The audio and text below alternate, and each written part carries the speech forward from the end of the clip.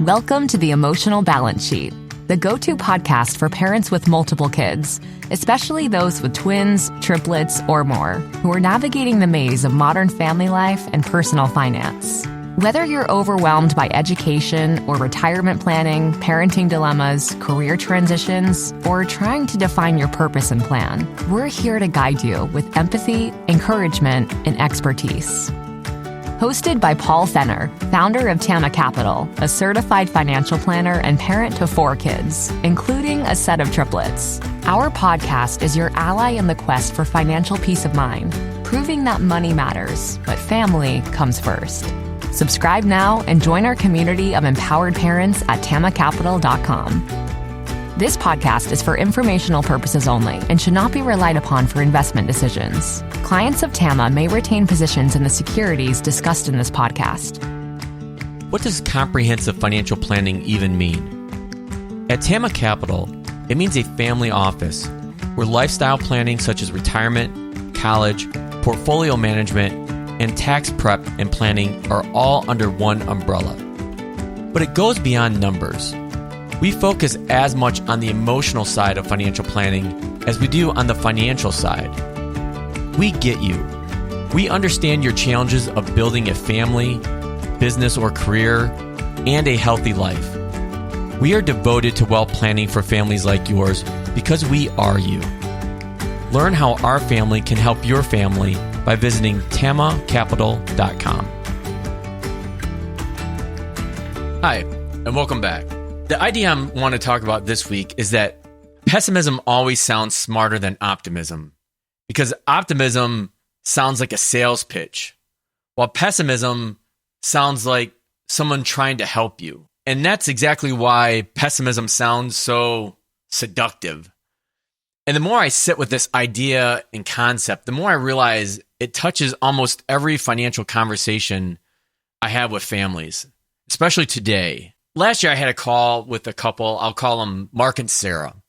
They had 3 kids between high school and elementary school. Both were working full time and both were exhausted. You know the drill: sports, band, soccer, baseball, homework, dinner on the table if you're even lucky. But Mark had been reading a lot of financial news, and I mean a lot. Like every morning, scrolling through headlines about inflation, recession risk, market bubbles, AI taking over the world, you name it.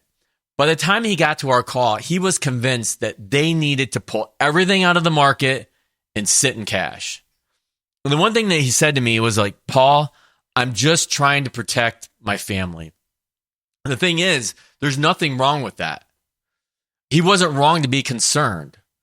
The world is uncertain. It always has been.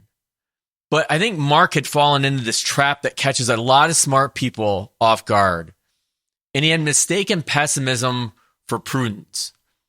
The headlines he was reading weren't designed to help him make good decisions.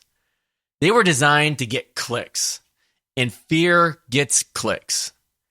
Bad news travels faster because our brains are wired to pay attention to threats. I've had to work hard on this myself. Teresa can tell you. Like, I'll catch myself sometimes going down a rabbit hole of economic data thinking, where are we really going with this? And I have to consciously step back, because if I let pessimism set in, it affects how I show up for the families I work with, my own family, my kids, for Teresa, how I make decisions, how I experience the day. So what I told Mark is that, more people wake up every morning trying to do good than trying to do evil. Way more. Millions of people around the world are going to work today to solve problems, create things, and help others. But you know what? That doesn't make the news. The person who went to work and did their job well isn't a headline. The one bad actor is. There's a reason pessimism sounds smart. When someone tells you the economy is fragile or the market is overvalued and everything is about ready to collapse, they sound sophisticated. They sound like they've done their homework. They sound like they're protecting you from something. I don't know what that something is, but it's something. But optimism, on the other hand, sounds naive. Like I mentioned, it sounds like a sales pitch. Tell someone the market tends to go up over time, or that problems usually get solved, and you sound like someone selling something. I think about this during COVID a lot. But here's the thing about history. The optimists have been right way more often than the pessimist. Not because bad things don't happen, they do, but because human beings are remarkably good at adapting, problem solving, and getting up after getting knocked down. When I work with families across generations, when I'm helping the adult children of a client who I've worked with for 20 plus years, I see this play out often. The parents worried about the recessions that came and went. They worried about market crashes that eventually recovered. They worried about all kinds of things that felt like the end of the world at that point in time. But here they are today, helping their kids buy houses, start families, and plan for their futures. The future wasn't as bad as it looked from the headlines. And I think for busy parents, this matters even more because you don't have time to worry about everything. You're already running on empty. Trust me, I lived that life.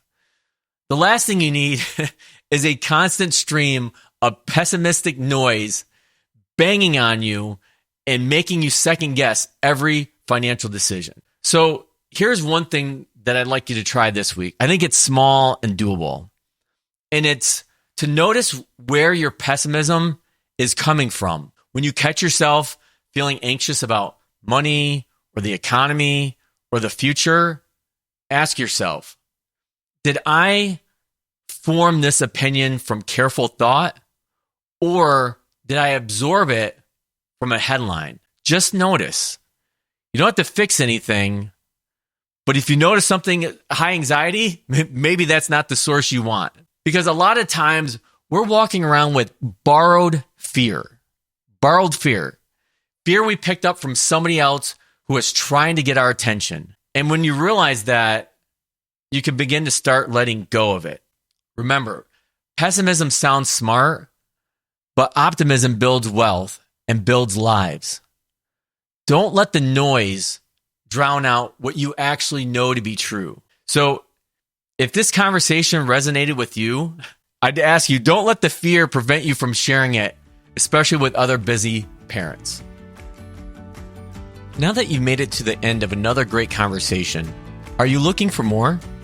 If so, head over to tamacapital.com, where you will find all of our conversations. Use the search feature to find the topic or guest you would love to learn more about.